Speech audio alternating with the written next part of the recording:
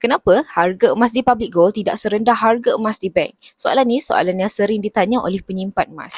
Kalau harga emas di bank jauh lebih murah dan juga spreadnya lebih nipis, kenapa pakar-pakar kewangan di Malaysia tidak menyarankan untuk membeli emas di bank? Ini antara jawapan yang diberikan oleh mentor saya iaitu pakar kewangan Malaysia, Tuan Muhammad Zulkifli Syafiee dalam penulisan blog beliau.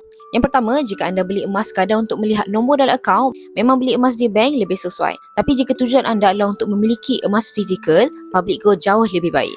Yang kedua, fokus utama public gold adalah untuk kita membeli dan juga mendapatkan emas fizikal. Jadi, proses untuk kita mendapatkan emas fizikal di public gold jauh lebih mudah dan harganya lebih munasabah. Yang ketiga, walaupun emas di bank boleh mendapatkan emas fizikal, tetapi fokus utama bank bukanlah untuk pemilikan emas fizikal. Ia lebih kepada nombor dalam akaun. Yang keempat, jika anda mahu mengeluarkan emas daripada bank, mungkin prosesnya agak ketat dan juga kosnya sedikit tinggi. Jadi jika matlamat anda adalah untuk mendapatkan emas fizikal, public gold adalah platform yang sangat sesuai untuk anda bermula. Tapi jika anda hanya mahu melihat harga turun naik seperti mana saham, public gold bukanlah platform yang sesuai untuk anda.